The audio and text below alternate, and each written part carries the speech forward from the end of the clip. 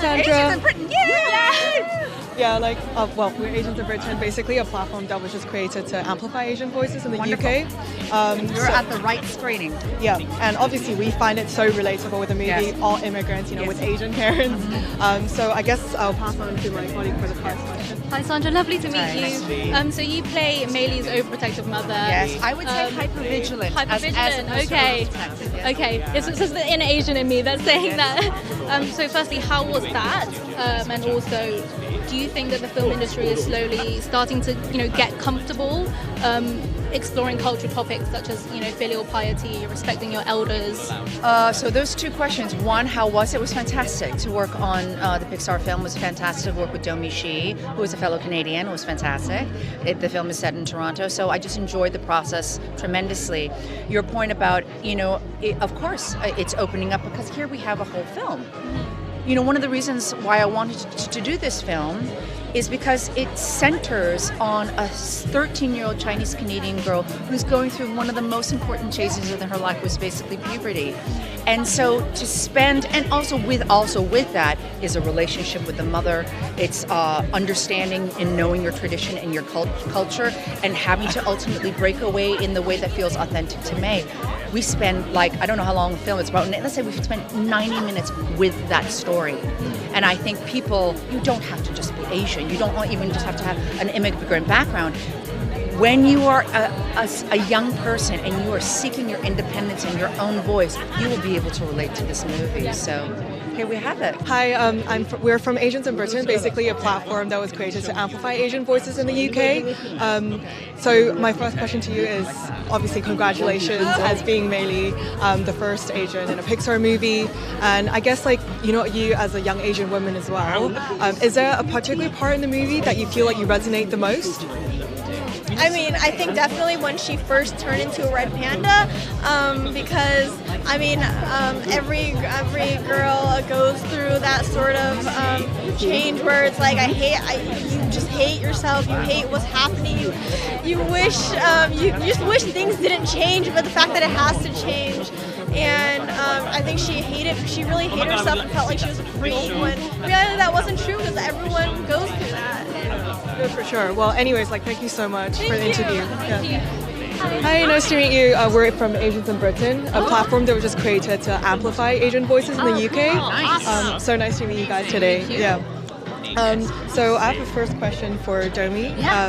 So I would love to know, what inspired you to write the story, and if there's just one message that you want your audience to take home, what will it be? Yeah. So this movie was inspired loosely by my own life growing up as this awkward, dorky Chinese-Canadian girl living in Toronto, Canada, and this movie is pretty much just. It's like a movie for that 13-year-old version of myself, to kind of tell her that growing up is going to be messy. It's going to be okay. Everybody goes through it. Everybody goes through it. You're going to wake up and you're not going to recognize yourself or all of the feelings inside of you, or understand why you're emotional all the time, or why you're fighting with your parents all the time. But that everyone goes through with it, and you're going to be okay. Yeah, love that. And I think... Well, question for you, Lindsay. I know that you've been working with Pixar for so long now. Yeah. So many successful movies. And we just would love to know, what was it that drew your attention to this movie in particular, to work with Domee? Domee drew my attention to this movie. I was a huge fan of Bao, obviously, like all of us were, and I got a chance to work with her in development really, really early on.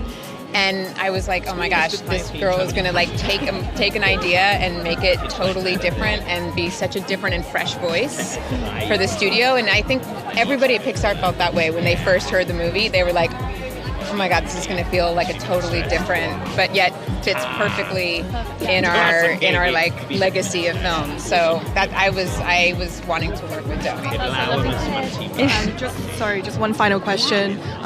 What would you say, obviously when producing films in general, you go through a lot of challenges and things like that. So for both of you, from pitching the story to producing it, were there any specific challenges you guys faced that you found it oh my gosh, how do we make this a reality? The pandemic was one. All of a sudden finding out one day that we're all you have to leave and make the film from home was we had no idea what we were doing. So a lot of it was just figuring out and scrambling.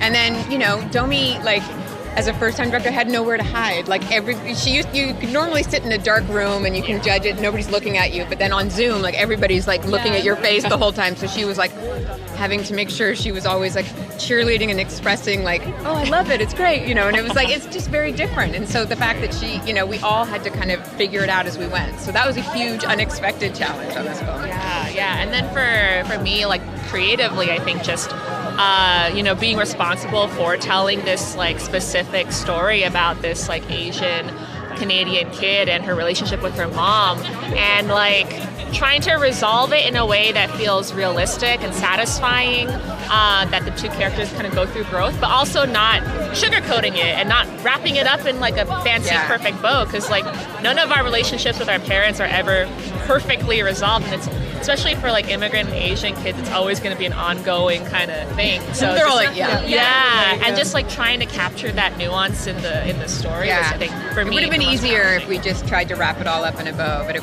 we went for the harder, more realistic route. Yeah. But they're still growing. Yeah, they're still growing. These two. Yes, thank you so much.